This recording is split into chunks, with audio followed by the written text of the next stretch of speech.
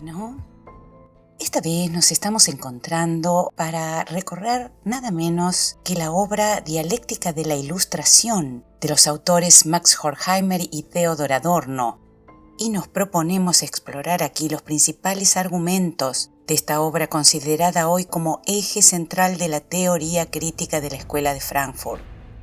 Difundida originalmente en 1944 en una tirada mimeografiada de 500 ejemplares, adquirió su forma definitiva en la publicación de 1947. Aunque se editó en Alemania recién en 1969, su influencia se amplió notablemente solo tras la traducción al inglés en 1972, cuando su contenido comenzó a resonar con fuerza en la conciencia histórica, especialmente a través del movimiento estudiantil de finales de los años 60. Por lo tanto, desde entonces, este libro se ha consolidado como uno de los más incisivos de la filosofía europea contemporánea, pese a que, dada su complejidad, sigue siendo indudablemente una de las obras menos leídas en su totalidad. Así como vemos en el mapa, esta obra se divide en un prólogo, en el que dejan planteada su intención inicial, y luego 6 apartados, podríamos decir. Ellos no los denominan capítulos.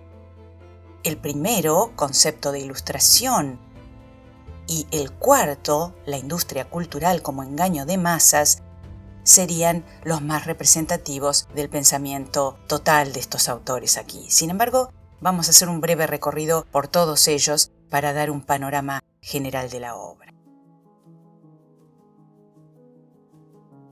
Bueno, en principio lo que debemos decir es que Max Horkheimer especialmente es ante todo un pensador ilustrado. El proyecto de la teoría crítica representaba para él desde sus inicios el intento de introducir razón en el mundo.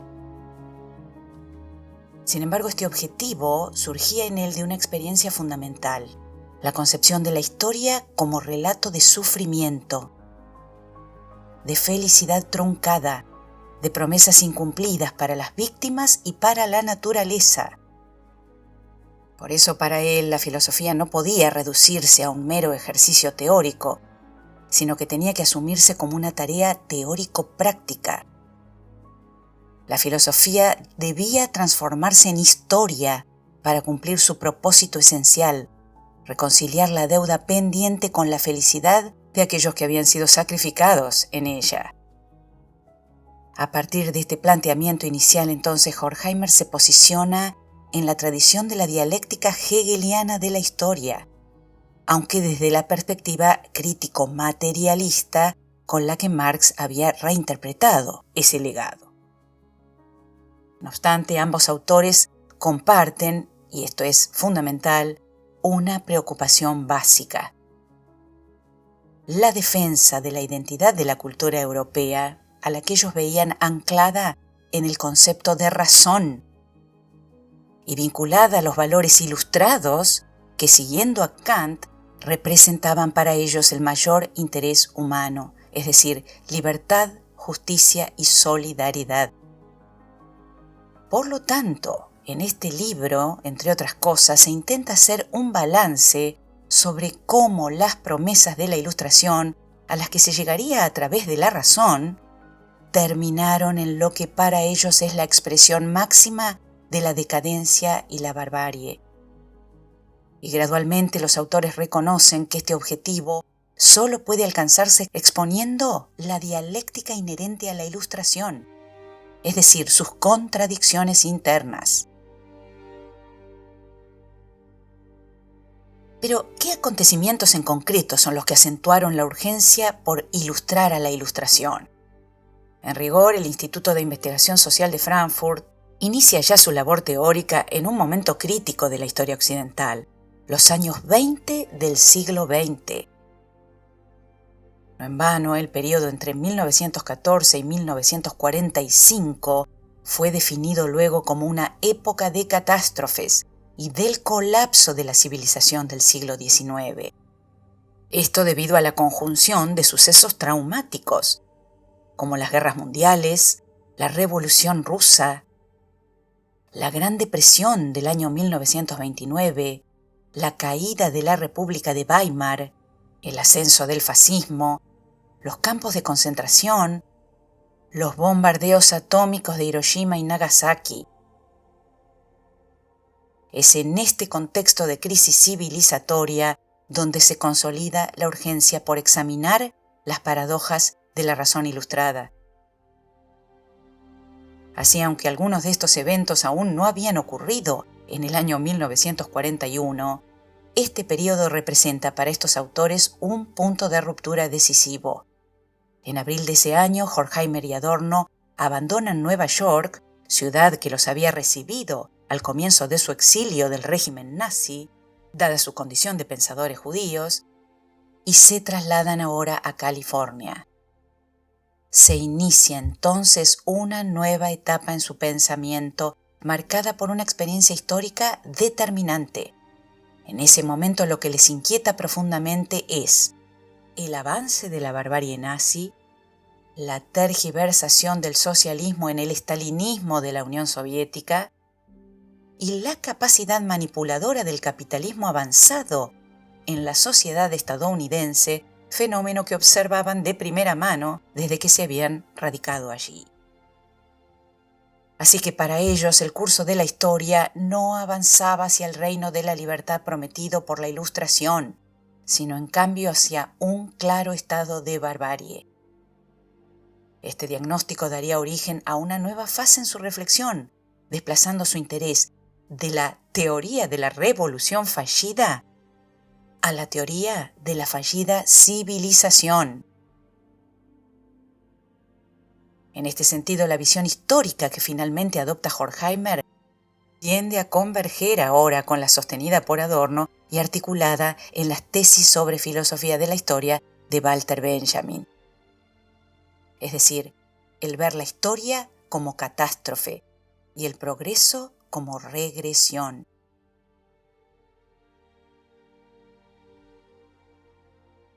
Si, teniendo en cuenta el mapa, vamos ahora en principio al prólogo, vemos que allí presentan su idea central acerca de cómo la promesa emancipatoria de la Ilustración deriva finalmente en dominación y opresión a través del capitalismo industrial avanzado, del que son testigos en primera persona, pero también, evidentemente, a causa de los totalitarismos instalados en Europa que han llevado a la Ilustración a cristalizarse en lo que ellos ven como una triunfal calamidad.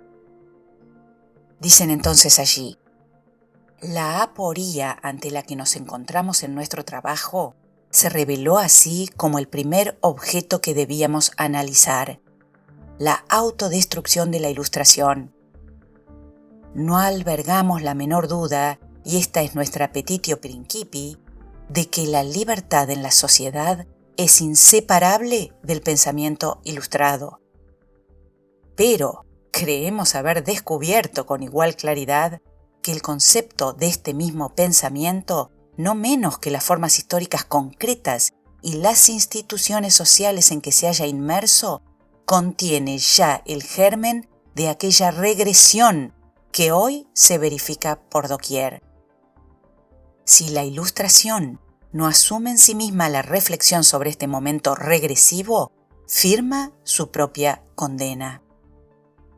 Cabe aclarar aquí que Adorno y Horkheimer toman de Hegel el concepto de dialéctica, pero mientras que Hegel concebía la dialéctica como un proceso de superación y unidad de opuestos, estos filósofos críticos sostienen ahora que esa unidad es ilusoria.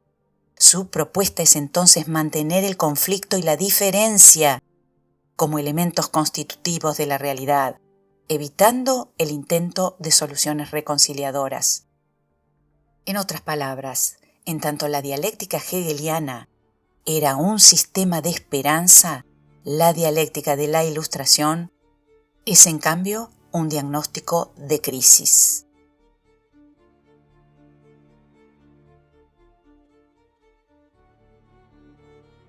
Llegamos así al primer apartado o capítulo central, básico de la obra, titulado Concepto de Ilustración. Y allí, dicho sintéticamente, como lo puede hacer el mapa, se examina cómo la Ilustración, orientada a liberar del miedo a través del dominio de la naturaleza, un dominio capaz de superar el pensamiento mítico, retorna a él de nueva forma al convertir a la razón en mera racionalidad instrumental, que busca en todo momento imponer orden y control a la naturaleza y a la sociedad a través de la lógica de la eficiencia. Si volvemos a la parte superior, vemos que ese dominio de la naturaleza entonces se hace especialmente a través de la ciencia y sus pretensiones de objetividad y neutralidad, pero también de la economía, que convierte todo en mercancía y cosifica o reifica, en términos de Lukács, la realidad. Pero lo interesante de este primer apartado es a su vez cómo estos autores sostienen que la ilustración estaba ya presente de alguna forma en el mito, entendido como estructura totalizante y autoritaria que pretendía explicar la naturaleza a través de relatos y símbolos. Dicen ellos al comenzar este apartado central: la ilustración, en el más amplio sentido de pensamiento en continuo progreso, ha perseguido desde siempre el objetivo de liberar a los hombres del miedo y constituirlos en señores. Pero la tierra enteramente ilustrada resplandece bajo el signo de una triunfal calamidad. Es decir, que en este primer capítulo, base teórica de la obra, se muestra claramente el giro crucial que Horkheimer y Adorno realizarían al abandonar la dialéctica histórica hasta cierto punto optimista de Hegel y Marx y adoptar ahora más bien el diagnóstico de Max Weber acerca de la modernidad como un proceso irreversible que vacía de sentido y libertad la vida social. Sin citarlo explícitamente, Adorno y Horkheimer coinciden con los planteamientos de Weber. Se trata de lo que observan como el desencantamiento del mundo, que habría sido producido por la racionalización e intelectualización de la naturaleza, lo que ha generado la célebre jaula de hierro o caparazón de acero, que oprime inexorablemente tanto a la naturaleza como a la sociedad. Tras esta idea, entonces, los autores abandonan la crítica marxista centrada en la economía política y adoptan más bien una crítica de tono nietzscheano a la razón occidental. Su tesis central pasará a ser entonces: el mito es ya ilustración, la ilustración recae en mitología.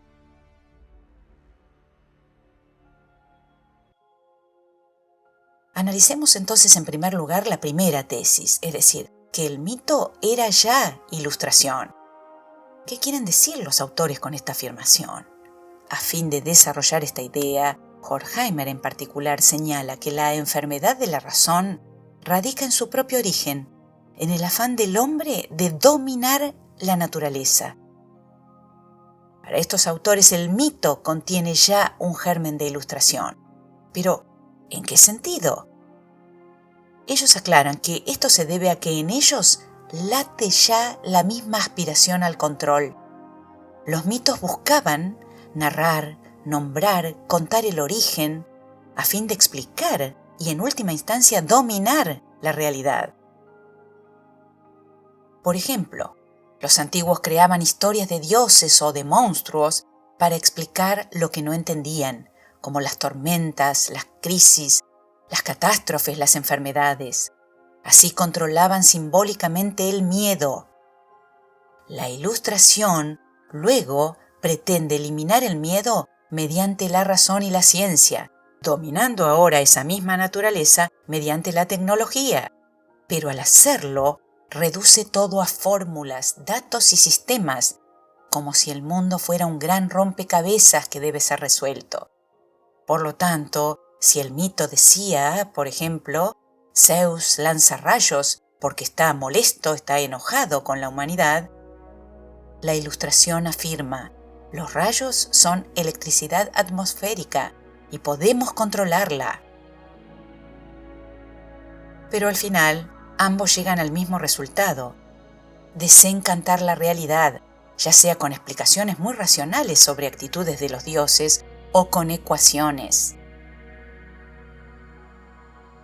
Si vamos ahora a la segunda parte de la tesis, es decir, la de que la ilustración recae en mitología, podemos advertir que no es menos provocadora que la anterior. Horkheimer y Adorno advierten así que en el camino de la ciencia moderna, los hombres renuncian al sentido, lo que devuelve para ellos la ilustración a la mitología que pretendía superar. En otras palabras, la ilustración prometía liberar al ser humano de la ignorancia, pero terminó creando nuevos mitos, tales como la ciencia puede explicarlo todo, aunque ella misma ignora todo lo que no se puede medir, como el sufrimiento o el arte. O también el progreso técnico es inevitable, aunque ella no se cuestiona hacia dónde va ese progreso. En suma, Adorno y Horkheimer no están diciendo que la razón sea preponderantemente mala, sino que es capaz de corromperse cuando se convierte solamente en una herramienta de poder sin autocrítica.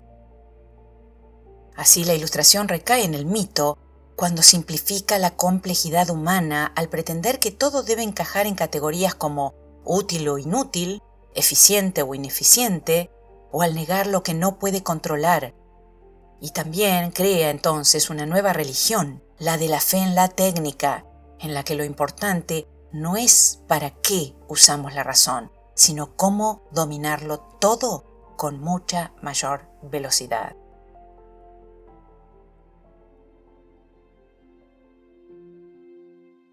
Llegamos entonces así al Excursus 1, Odiseo o mito e ilustración, en el que también los autores presentan una tesis sumamente original.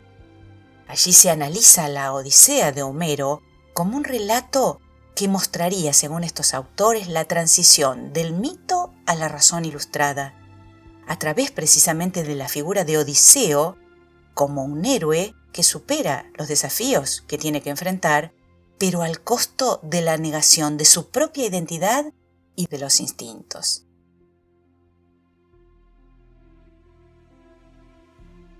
Esto se debe en particular a que la astucia de Odiseo, como cuando engaña al cíclope Polifemo, declarando llamarse nadie, revela el núcleo de la racionalidad instrumental, es decir, el cálculo de medios y fines, incluso a costa de la identidad propia. Por lo tanto, para estos autores, este episodio revela una paradoja fundacional. El héroe mítico, en su lucha por trascender el mundo mágico, ya aplica la lógica que prefigura la ilustración. La astucia de Odiseo no es solo ingenio heroico, sino un precedente de la razón tecnificada, que al priorizar el control mutila la experiencia humana integral. Más aún, ya en el primer capítulo adelantan que también este mito refleja la represión de los instintos, ya que Odiseo, atado al mástil, intenta resistir el bello canto de las sirenas, lo que ellos perciben como una muestra de autocontrol destructivo.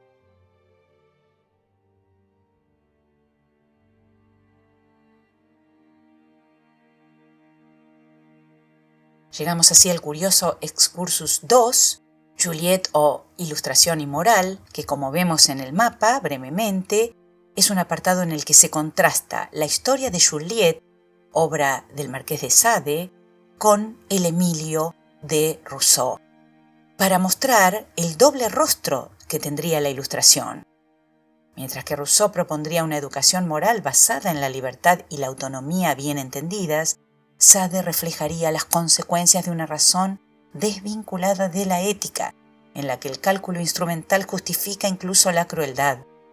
Es que para ellos, la ética formalista kantiana con su imperativo categórico y también la moral religiosa basada en dogmas merecen ser criticadas por haber reducido la ética a procedimientos abstractos, incapaces de contener los excesos de una razón instrumental desbocada, como se evidencia en Juliet, la protagonista, que aunque aparentemente libre y racional, anula en sí misma la compasión y el amor, sentimientos clave para la humanización.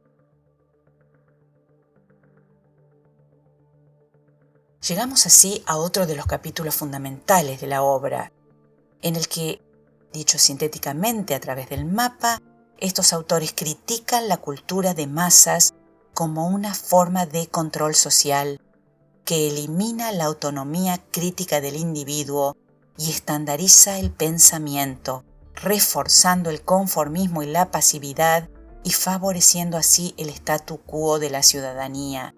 ¿A través de qué? De un consumismo descontrolado, de la venta de la ilusión de la felicidad, del refuerzo de la resignación en sus productos culturales, de la disminución de la resistencia al sistema, de la desvalorización del arte auténtico. Adorno y Horkheimer acuñan el término industria cultural para denunciar cómo el capitalismo tardío del que son testigos ahora transforma la cultura en un sistema de control masivo. A diferencia de sus formas tradicionales como el arte y la filosofía, que todavía podían cuestionar el statu quo, para ellos la industria cultural produce bienes estandarizados que refuerzan la ideología dominante mediante la pasividad y el conformismo. Para ellos la industria cultural no es un fenómeno aislado, sino un engranaje más estructural del capitalismo avanzado, lo que dificulta su superación dentro del sistema vigente. Sin embargo, en sus escritos insinúan caminos para resistir su influencia. Así, aunque la industria cultural mercantiliza el arte, Adorno en particular defiende el potencial subversivo de obras que rechazan la estandarización, lo que él ve en el arte moderno o la música dodecafónica. Estas formas, al desafiar la comprensión inmediata, obligan al espectador a confrontar la realidad en lugar de evadirla. En suma, para Adorno y Horkheimer en este apartado, la verdadera resistencia no consiste en rechazar toda cultura, sino en desenmascarar su instrumentalización.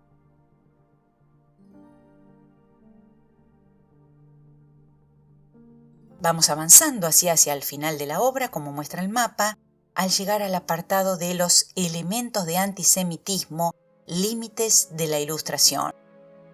Allí se analiza cómo el antisemitismo es para ellos producto de la racionalización extrema y de la despersonalización del otro, lo que lleva a eliminar la complejidad humana, desconociendo y anulando la diversidad de los sujetos y favoreciendo así estereotipos que llevan entonces a la desconfianza y al odio. En este marco, el judío es despojado de su humanidad y reducido a una función dentro del sistema. Se vuelve así el chivo expiatorio de las crisis económicas, y para estos autores tal proceso no es accidental, sino estructural. La necesidad de coherencia total de la razón instrumental exige eliminar lo que no puede ser clasificado. Auschwitz no es para ellos entonces una regresión a la barbarie, sino la culminación de la racionalidad técnica. La burocracia nazi aplicó métodos industriales, listas, órdenes, jerarquías, trenes, cámaras de gas, para optimizar el exterminio. Aquí la eficiencia instrumental se divorcia por completo de la moral, revelando cómo la Ilustración sin autocrítica es capaz de normalizar la violencia sistemática.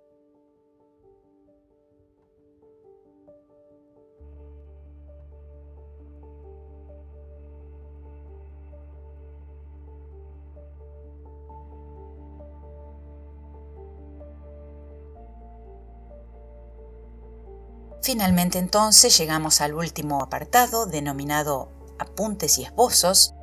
Se trataría de un collage filosófico, un conjunto de aforismos y reflexiones que, lejos de cerrar el libro con conclusiones definitivas, subrayan su carácter fragmentario y antisistemático.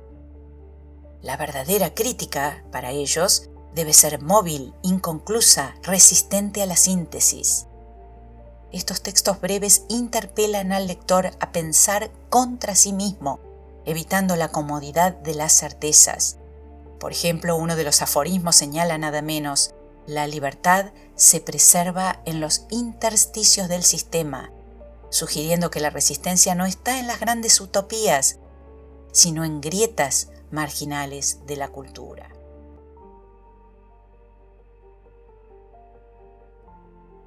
La clave parece estar para ellos en una utopía oculta dentro de la razón, un cierto momento de verdad que, pese a su corrupción histórica, persiste como resabio del intento de emancipación. Sin embargo, Dialéctica de la Ilustración solo esboza esa idea sin desarrollarla. Por eso, en este mundo actual de algoritmos, posverdad, crisis ecológica e inteligencia artificial, esta tensión entre crítica y esperanza sigue vigente. ¿Cómo rescatar a la razón sin convertirla en mito? La respuesta, sugieren estos pensadores, está en mantener viva la pregunta. Por ejemplo, podemos nosotros preguntarnos aquí: ¿qué opinarían estos autores de la velocidad con la que la inteligencia artificial está tomando el control de nuestro mundo? Espero entonces las reflexiones que, como yo, seguramente ya se han estado haciendo.